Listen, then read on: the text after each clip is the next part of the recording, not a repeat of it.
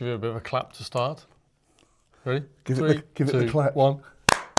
Oh, just one clap. In time. 1, 2, 3. Yeah, Oh, what? You're rushing. 1, 2, 3.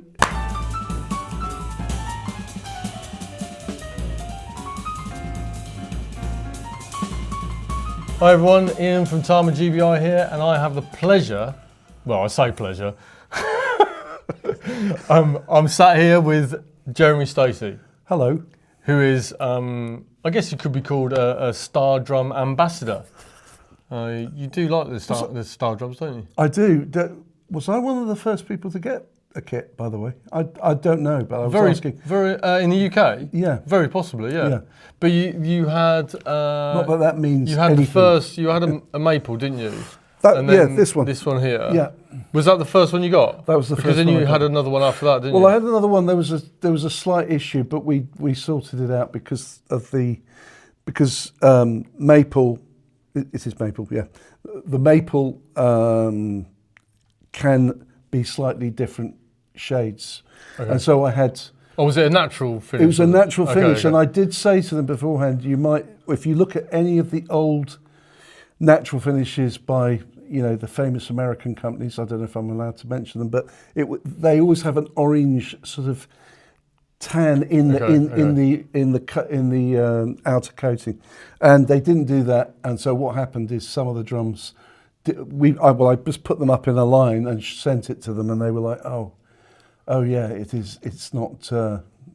It does look. They don't look balanced. Was that this one? Or it's this one. But the weirdest thing is, over time, they matched up. Over time, it's like it's really weird. Can we have the other one back then? No. No. Right. So what we've got here, we've got a Star Maple this side, and we've got Jeremy's Star Walnut this side. Yeah. Now, these are smaller versions of the entire setup that Jeremy's got, because Jeremy has every drum in every size, including concert toms. Well, in that one. In that one, yeah. Yeah. But yeah, he is a fan of the Star drums, aren't you? Oh, massive. I mean, that was what I heard. I mean, I was with TAMA from about 2000, somewhere around then. And I started off with a Star Classic kit, but what interested me was that in the early 90s, I heard about the Star Classic coming out, and I heard all these great things, and I was actually doing a concert in Japan, and I thought, oh, here's a great opportunity. They said, what kit do you want? I wasn't endorsed by anybody, and I've always been known as a sort of vintage drum guy. Well, guy, And so I got a Star Classic kit, and I just loved it immediately. So I always wanted to go with TAMA, even though I got offers from other people and all the rest of it. So when the opportunity came up, it was a great moment. But I started with the Star Classic, which I liked.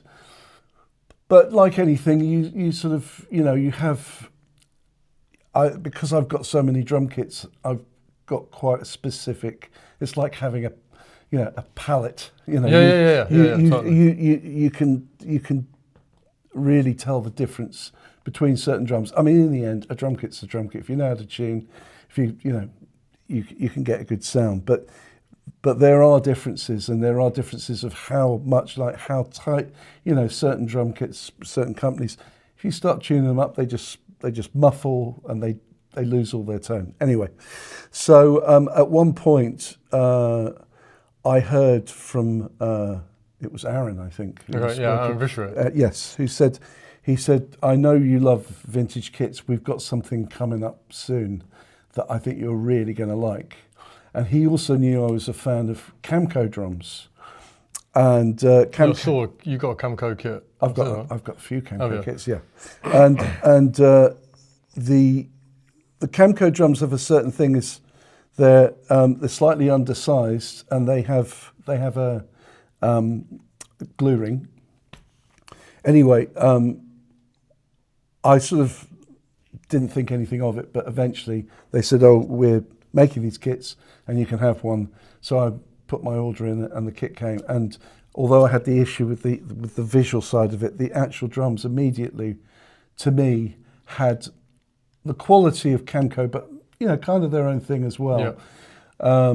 And I mean, it was like, okay, well now I've got a kit with new fittings, it's a brand new kit, and this sounds like a vintage kit to me, or certainly the closest of anything. And that was this one. So, and that was this one. So yeah. what was it about? Because for me, you're one of the not one of the only, but no, the only. Okay, the only artist that I really work with where tone is so important to you. I mean, I've seen you hit a drum, and even your facial expression, the response to how a particular drum sounds, clearly excites you or intrigues you or whatever. So, what was it about the Star drums? Yeah, obviously you said the vintage feel. Have they achieved something with Star Maple that almost takes it back to the olden days where the tone is that of like the 1960s, 1970s? What? Well, I think the fact that the Camco are slightly undersized, which also the TAMA are, it means that the heads fit on in a certain way. So you get this, perfect, I mean, I don't know if you know, but some of the old drums, you try and put a head on and you're actually having to push it on. This being slightly undersized, it just sits on the drum in a great way. But the other thing, many factors, including the fact that the decoupling of drums, which I'd always got interested in, like the floor tom legs have the air holes, and also you have this thing which is holding the drum, but it's because of the rubber and everything, it just means that the drums sing. I mean, if anything, sometimes you go, they're singing a little too much, but I'd rather it was that way than, you hit a drum and it's getting deadened because the tom holder is designed not well enough, so that it's choking the drum. So as far as because obviously there was the whole thing with rims that came out I think they came out in the 90s at some point, and everybody was using rims, but they were these really heavy, clumsy things, and I never particularly liked them. And they only did a certain thing. But this is on a different level. But I think it's also because the shell is so great. I think it's 5 or 6 ply. I think it's 5 ply. But the other thing is that they also have, it's not a 45. There was this whole thing of the bearing. No, the bearing edge. There was the 30-degree bearing edges, which was like a lot of the old companies used 30-degree, and then 45 became the norm because of sustain and. But I always found that it made it a bit generic, which is what I love about the Star drums, is that it's a combination of when it goes over. I think it's I can't remember the exact degree, but it's a smooth over the edge. And then it drops down into 45 degrees, so you get the best of both worlds. And is that because of the focus rings, or is that? It's with design within the focus rings. I'm not probably technically hitting it on the head, but as what exactly it is.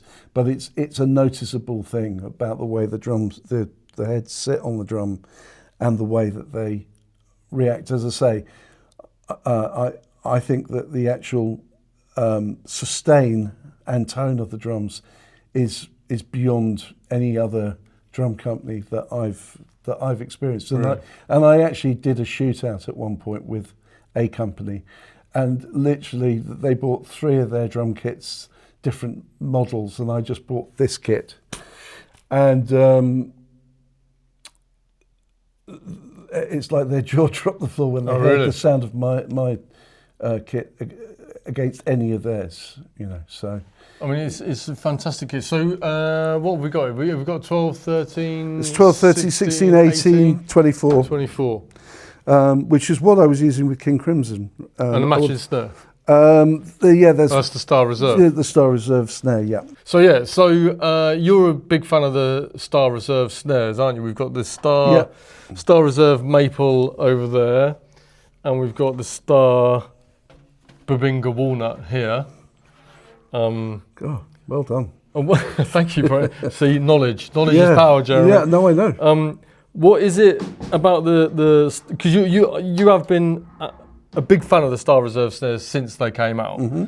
What is it about the Star Reserve snares that floats your boat? I mean, it's difficult to say because there's obviously. I mean, there's types of snares that you use, but there's also, you know, there's just odd ones that will come along and they just sit right for whatever reason. You can't, and you know, it might be the fact the way it's tuned at that time, but yeah, I just as a maple. I mean, that's a maple 6, isn't it? Yeah. Yeah. It just sounds. I mean, I just really like it. Did you use that on King Crimson as well?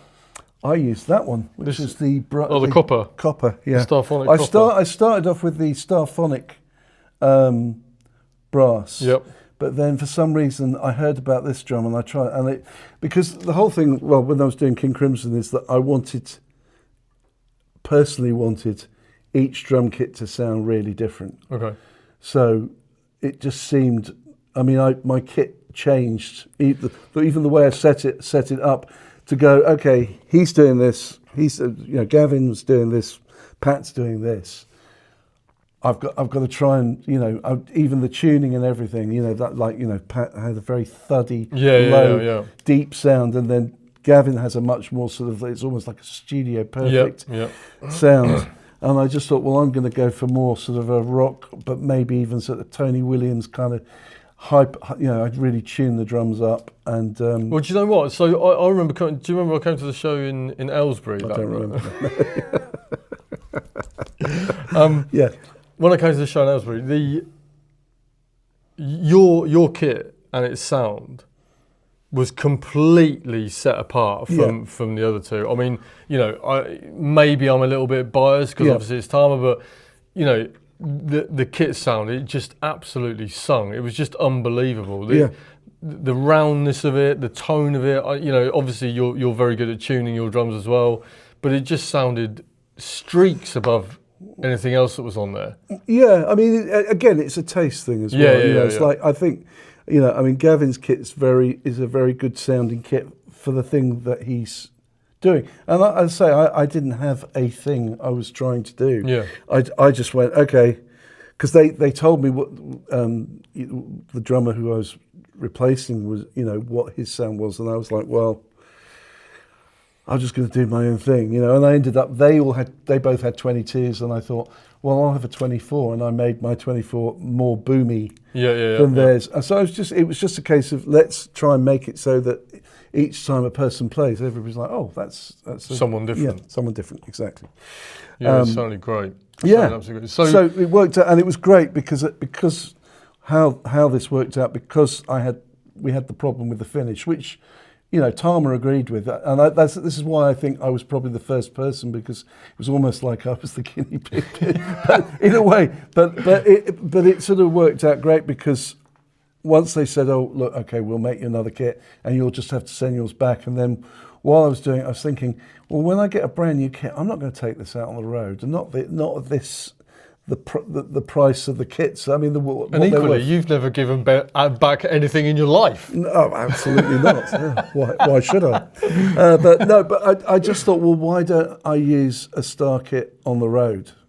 Which I know other people do now, but at the time it was like they were just this new, incredibly expensive kit. And so I asked, and I said, look, even though the finish, I mean, on stage with lights, you're probably not going to notice it. Can I use, rather than give it back, shall I just use it on the road? Which is what I did, and it worked out great. I'm really glad. I mean, it worked out perfect for me. So that's the Star Maple then. So if we move over to this bad boy, which actually I delivered this to you at John Emery's. Was that just before COVID? And there's that video of us. The unboxing. Yeah.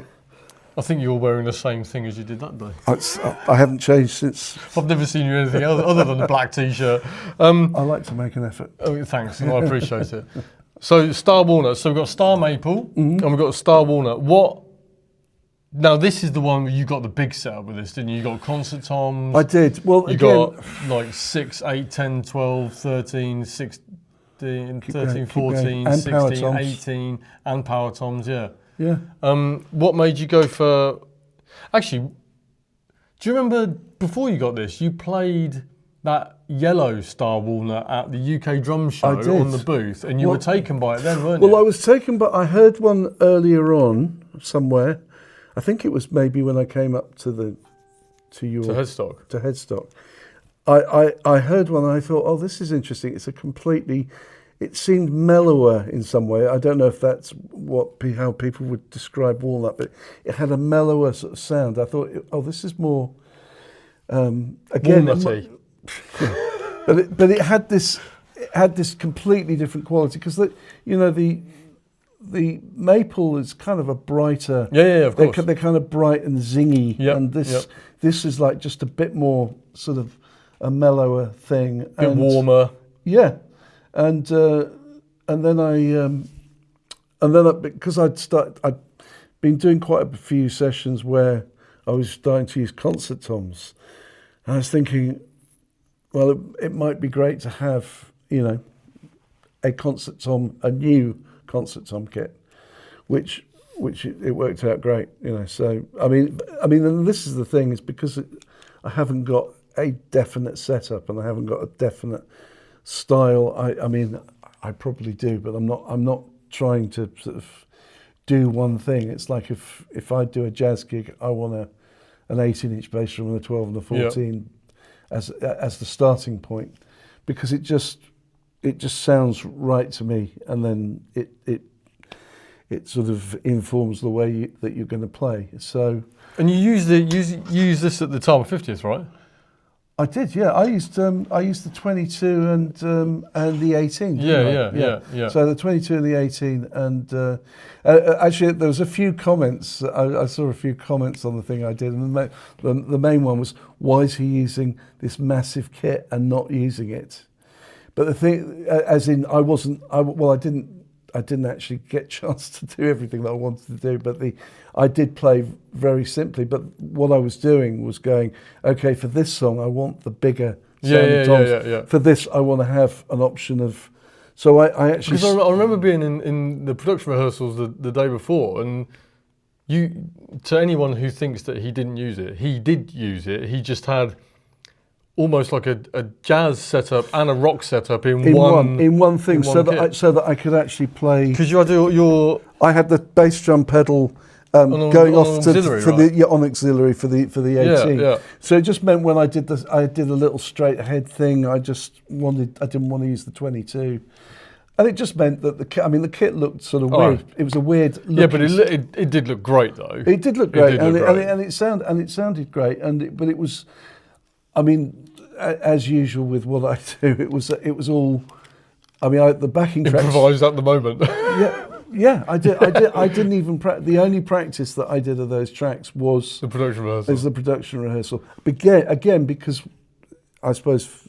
I mean, this isn't to do with TAMA, but because of the way I approach playing, I didn't want to do a rehearsed thing where I've practiced all my licks and then obviously there's the risk when you do that you're going to fall on your face. But that's what I tend to do as a player. So I'd just rather be unrehearsed and you see warts and all, as it were, than plenty of warts. Anyway, back to TAMA. But so given situations, recording and live situations, how would you pick between the maple or how would you go about picking what's best for a particular situation, like maple or walnut? I mean, does it go gig by gig, or it's absolutely session by session, and sometimes it's just like, oh, I fancy playing this kit. Oh, really? Really? It could simply be, I've got no idea what the session's going to be. But what happens then if you pick the walnut? You get into a session and the producer or the engineer says, we need something with a bit more attack, and then obviously that's when you kick in and think, I should have brought me maple. What I mean, that can happen. Do that? But I mean, if you think of most session drummers, they usually turn up with one bass drum and one. Yeah, but that's not you, is it? No, it isn't. No. Generally, I mean, we've had conversations where you've been like, I'm taking 3 kits to this. I've taken 10 kits. Well, exactly. To a session. Yeah. So would you find yourself in a position, for instance, where you might have a maple 24-inch kick and a walnut 10 and 12 tom, and do you do that sort of thing as well? Oh yeah, I mean, I take a multitude of things whenever I can, if I can, and if not, I mean, I've done everything from use the kit at the studio to, but again, it's that same thing of not having a set plan to do it. It's just like, okay, at the end of the day, you're just making music. I mean, that's all you're doing. So, but what's great is that I've got all this stuff. If somebody says something to me and I go, oh, it might be this type of thing. Okay, I can use that kit. Yeah. And that's all it's to do with. So is that how you go about picking your kit? Like, you have a phone call with the person, you work out what sort of gig it's going to be, and then you just think, okay, Walnut. Yeah. Well, I might think Walnut, but knowing me, it'll probably be 3. Take Walnut, Maple, and a few different size bass drums. You know, I mean, I mean that's what, and for me that's fun, and for anybody that's into a more creative session, then it's fun for them too. If you're doing a session where it's like, right, we've got 3 hours, we've got to do 4 tracks. Yep. Then you just use whatever. I mean, it's quick. It's about speed, and it might be one of these kits, but it is actually about speed. But I'd always rather do the session where you have time to. I mean, even when I'm on a session, if I've got one kit, I will be messing about with it, with dampening on every different song. I noticed actually that on one of your kits, on one of your drums back here, you've got, 6 or 7 bits of moon gel. Now, moon gel? I don't use moon gel. Or whatever that is. Then. Oh, well, that's. Oh, you know what? That's somebody did a session thing, and they put that's not. I don't use moon gel, but there you go. But I changed. But I tape up drums. I retune. I tune them high. I tune them low. And it's per song, or per tune. But I've noticed, obviously somebody else has used this particular kit, so you've got those moon gels on it. But I have always noticed with your setups, you don't tend to use much, do you? Most of the time, it's a simple setup. But then I mean dampening wise, you don't generally use a lot of it, do you? I mean, that's... I can do. I mean, I've done everything from putting, chamois leather on top of the, or proper dampers. Really? Oh yeah, of course. But again, most of the time I'd rather do something that's temporary, because then I go, oh, for this tune the drums need to be singing, so. Okay, well here's another question for you then. So come up here with me, Jeremy. Oh, okay. So.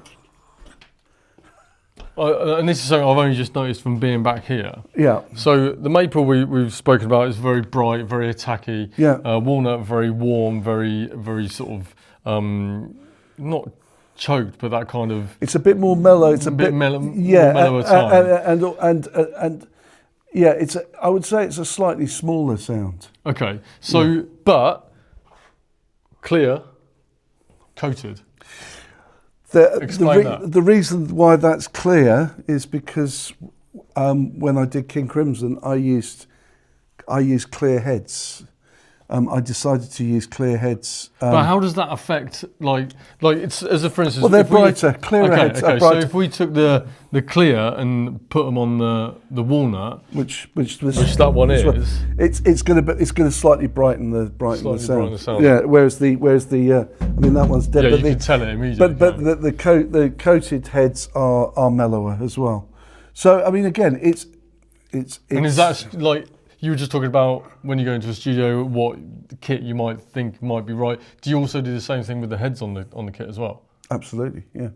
I mean, from, am I going to use pinstripes or something like that? Or, yeah, absolutely. I don't have, I probably, out of preference, tend to use just straight ambassador coated, because you put tape on them, you can put stuff on them, you can deaden them, and you can tune them up, and they sound like jazz. Those two as well, but it's a little bit more fusiony, perhaps. These. Is that Emperor? Have those got Emperors? Yeah. Ambassadors on the bottom and Emperors on top. Yeah, but again, no rules. No rules. No, I have no. I mean, yeah, it's just. I just like to have choices. That's all. I like to go into a thing and go, I've got a choice here. I could just change the whole kit and it will sound like a different. Hopefully, it sound like a different drummer. Mm-hmm. So Yeah, very nice. So for whatever's suitable for the music, I suppose. now, obviously these drums are for people on the streets are very expensive. You know, for drummers who I are know, they cost me a fortune. doesn't pay for a drum in his life. They're quite expensive drums. Yes. Now, what would you say to somebody who's aspiring to have a Star drum setup? Get an endorsement. Sorry. Well, what would I say? What would you say to somebody who wants to get their first Star drum setup? Like, what would you say to go for? Like, Oh, okay. walnuts, Okay. maple, babinga. What would be your go-to? I think in the end, the maple has won somehow. Right. I think my favourite, if somebody said, right, you can only have one of the TAMA kits, I'd go with the maple Go with the maple. Star. Yeah. And now earlier And I wouldn't normally. I mean, I wouldn't say with all the other drum kits in the world that I have that I'm necessarily a maple fan. I know that sounds like a really weird thing to say. Not necessarily, no. But for these particular drums, I would say that the maple really, it's always worked well. They've always sounded great live, but they also record incredibly well. Really, I mean, that's the other thing. It's because obviously recording, people use whatever they want. No company, people don't tend to. I mean, I've seen, some of the world's great drummers using all sorts of drums in the studio because maybe, they've had to hire a kit in or whatever. But out of choice, I actually like using TAMA in the studio. I really do. They work great for me. And is that your go-to studio kit, would you say? It's not that one. It's the actual the other one. Yeah. The second one is the one that I've done quite a lot of recording on, and it's always worked out great. What did you use when you were working with Noel? Well, I actually ended up with that's when I got the Star. That's when I first started touring, was with the Star kit. So this one, the maple kit. That one. But I did before that. I had I had a Star Classic that I had, which I've been using for years, and I used it, which I quite liked. But then I moved. We had to have a second rig because we were touring around so much. So I went with the Babinga kit, and then I suddenly thought, I really want to use this. And this was, I think it was around that time I was doing Noel with the High Flying Birds. So I thought, maybe I'll just use, the Star kit, and I did, and that was the winner for me. You did look great in your sort of clockwork orange, white boiler suit, and thank you, bowler hat, and Star maple kit. It was a good look for you. Yeah, it was. Lots of people seem to like it. I mean, it's original. It is. Right. So listen. Earlier we were talking about the focus rings. Now. When you said when you got this, I think that was the only option for you, right? I think you said that you. Oh no! When I got the kit, there wasn't any other Star, only maple, and it was the shells. And actually, weirdly, I don't know if you notice, but if you look at these, can we get a look at this, Nathan?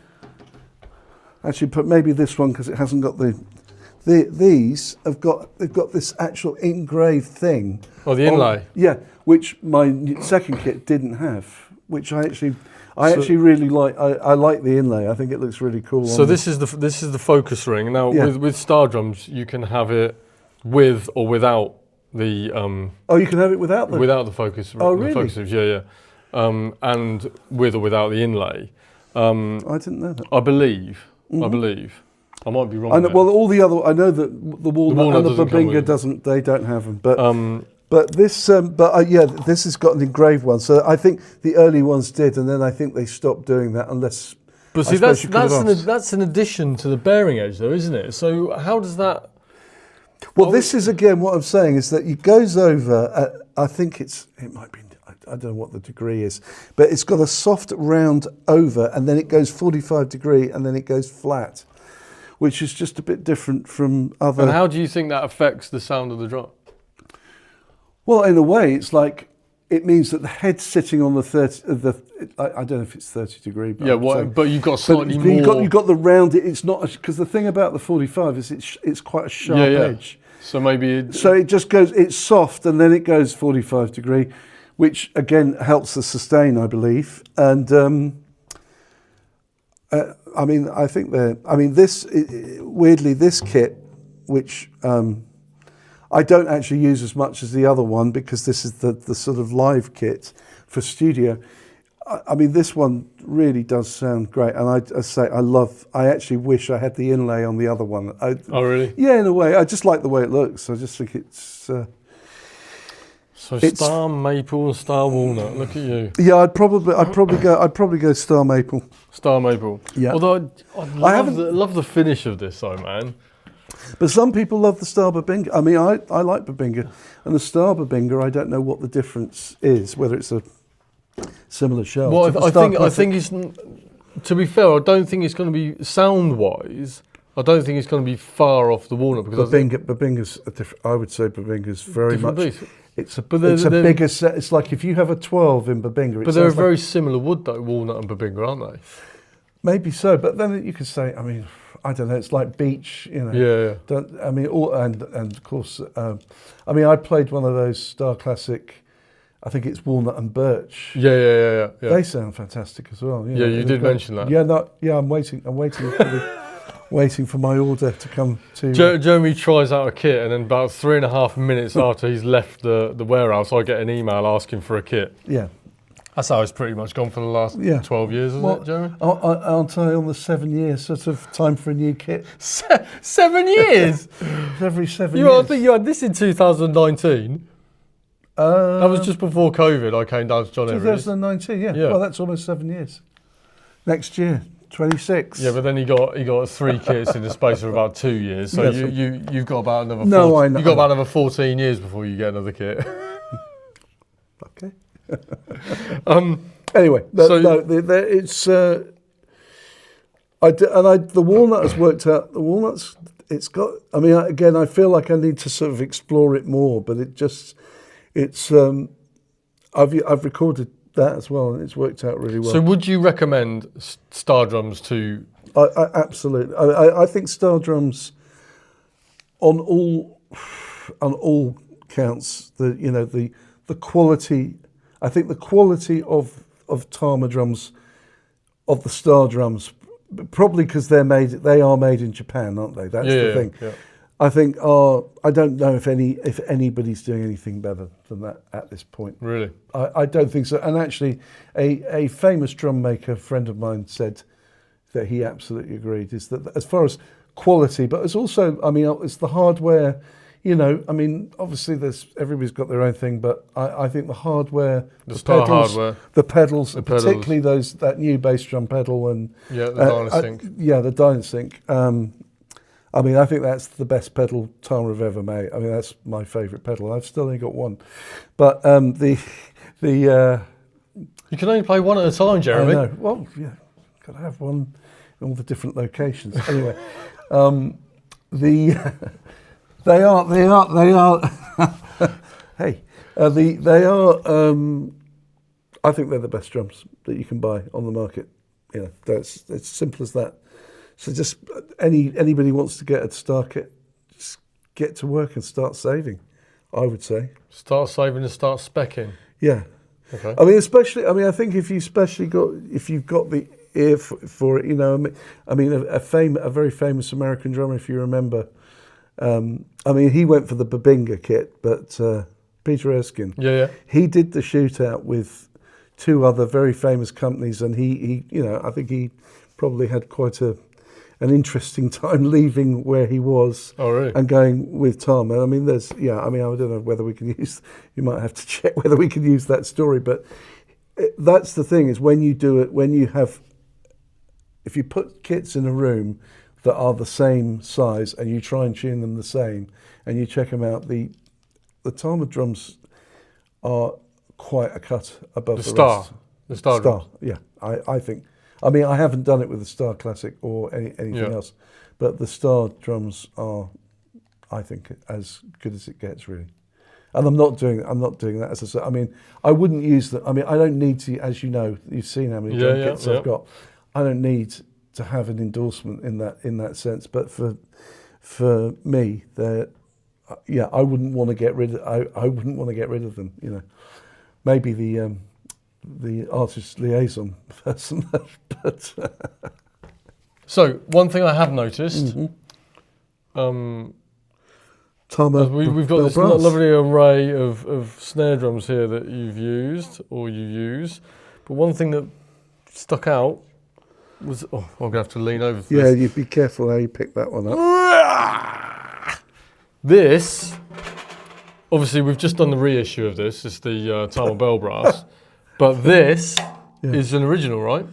That's an original, and what I would suggest is that if I get one of the new ones, and then I can we can have a A, B, and then I don't have to take this one out, and I can just have the. Now, I was going to say actually, have you tried the new one? No. The reissue? No.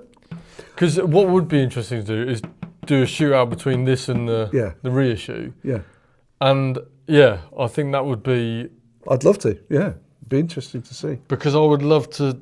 I mean, from a recording perspective as well, it would be nice to. Could do it here. Yeah, could do it here. Yeah. It would be nice to hear if there's any tonal differences between this and the new one. Yeah. The original. I was very lucky to the get OG. this. Yeah. This is. Have you not thought about selling it? Well, I mean, I suppose if all things. Don't ever. That was a joke. Don't ever sell this drum. I don't want to. I mean, it's already. I mean, it is. They're going for astronomical price. Yeah, like I saw one for like 30 odd grand on eBay. Is there a year on this? No, there isn't, is there? What year is it? I have no idea. But it's 80. It's an 80s, definitely an 80s one. Well, yeah, it would be. I think it's like 81 or 82. Is it 81? Well, because the other one I've seen. Have you seen the ones where they're rough? They've got a rough Yeah. Is that a later? Yes. Yeah. So this is one of the really early ones. Because this is kind of. That's actually.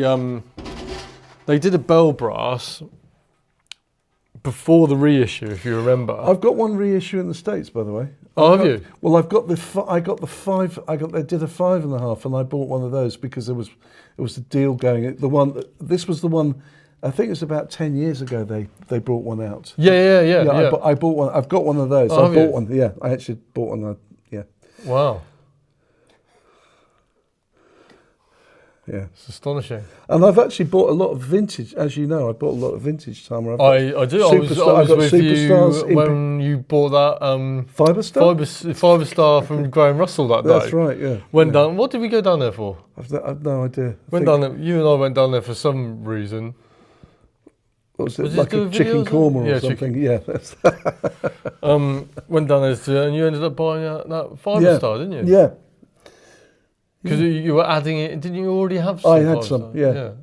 No, I mean, it's we've gone a bit off I don't know why. The track here. We've gone off the beaten track. Yeah, we're getting off the Star drums, but no, I mean, I do buy drums. I buy vintage drums, and So, what advice would you give to someone who's looking to buy their first TAMA Star drum setup? Well, are you talking about sizes? Well, it's quite. When you're having to spec a kit because they're custom builds. Obviously now they do like configurations in all of the Star drum ranges. Do they do the shorter drums as well? Well, that would be special order. Right, yeah. Okay. They do 3 setups in the. Sorry, they do a setup, a configuration in all of the 3 different woods. So walnut, maple, and babinga. But say someone wanted to go a bit off-piste, what advice can you give to someone who's looking to do that?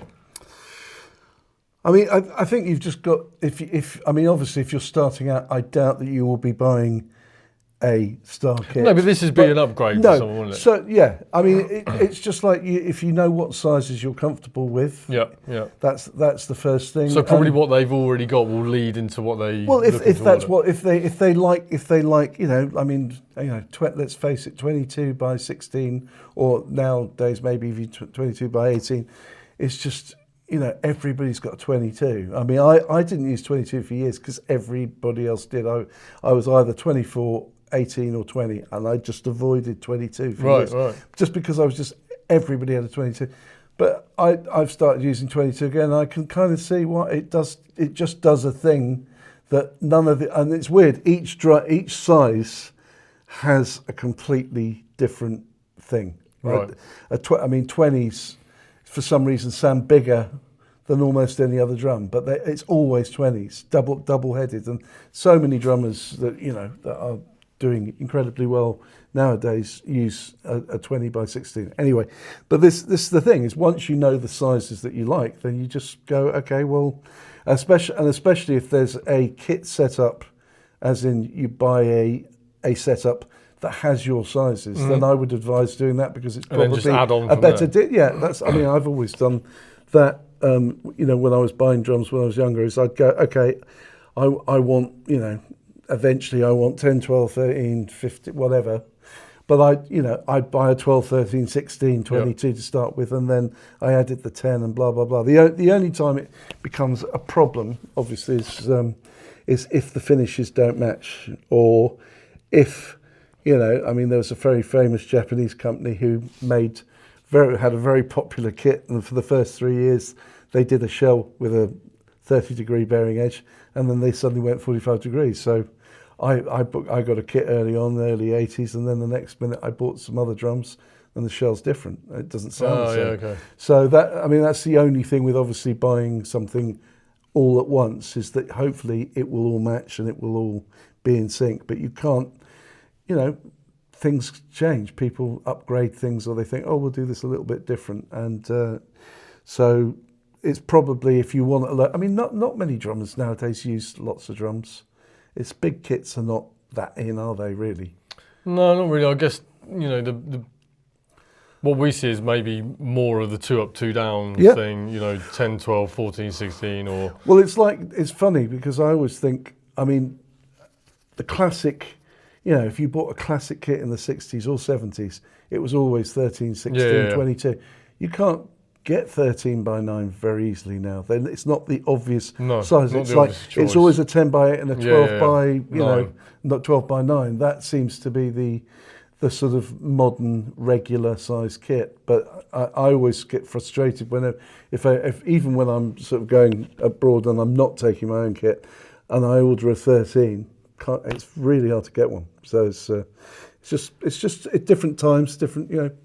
Different strokes for different folks. Well, it's just a trend. It's just becoming. I mean, it's weird because power toms were out about 10 years ago. Everybody was using those thin, short stacks. The short stacks, and I've got some of those with the Star Classic Babinga kit, which again they sound good. It's a different sound, but yeah, I think you just got to know what you want and try and, you know. I mean, I was sort of trying to imagine, because the prices of drums in general are through the roof compared to what you know.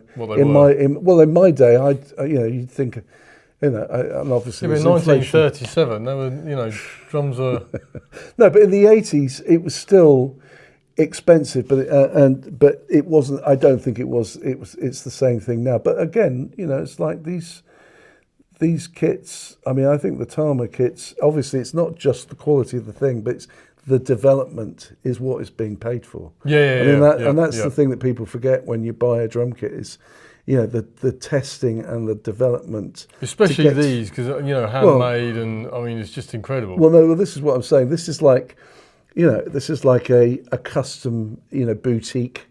That's what I think of TAMA Star. Actually, if I wanted to put, it is like the production line boutique kit, which I don't think anybody else is really. I mean, you can go to I mean, there are these drum companies, I could mention them, I probably best not to, but that do boutique kits that are handmade and all the rest of it. But as far as a production, you know, a famous name production line company. I think TAMA are the only ones doing that type of kit. And I think that's, the Star is the boutique kit.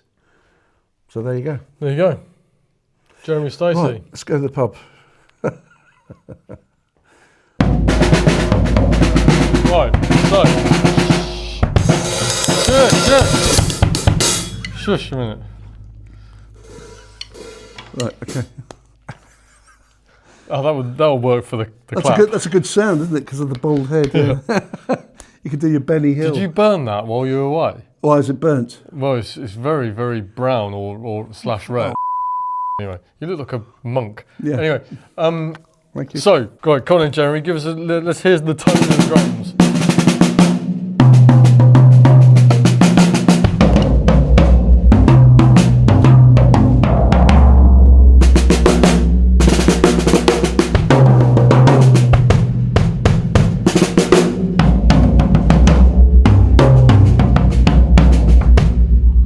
So nice. Right. I mean, obviously this one probably hasn't been plugged. It's a bit tuned up, but I like it. And that was set up for the Dead. Yeah.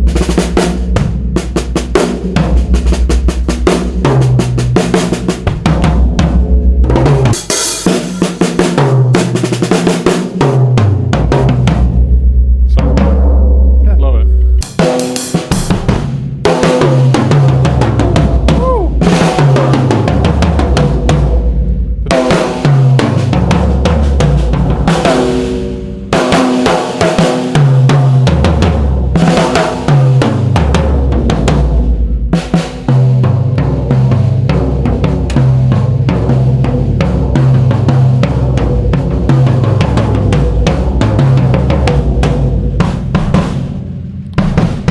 The difference is incredible, It's isn't very it? different. And I mean, as I say, this is just messing around with a bit of tuning would change it.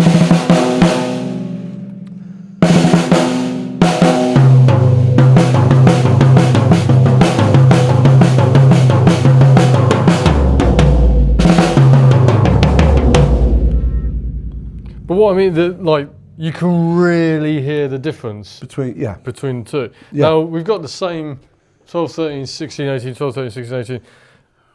Obviously, 24s, Is that both 24s as well? No, that's a 22. That's 22.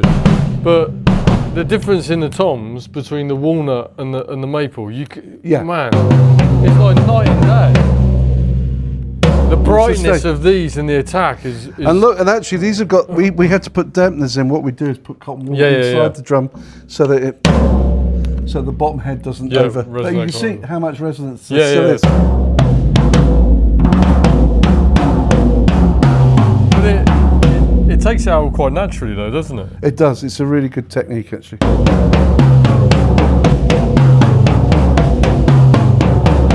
Well, because what happens, it goes up and do exactly what you just did, that little tom thing. Do it again.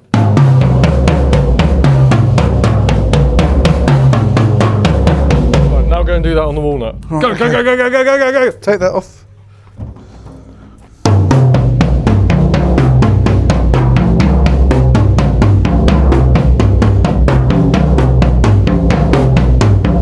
Now obviously there's going to be quite a bit of difference because we're playing with coated heads here Yeah. over...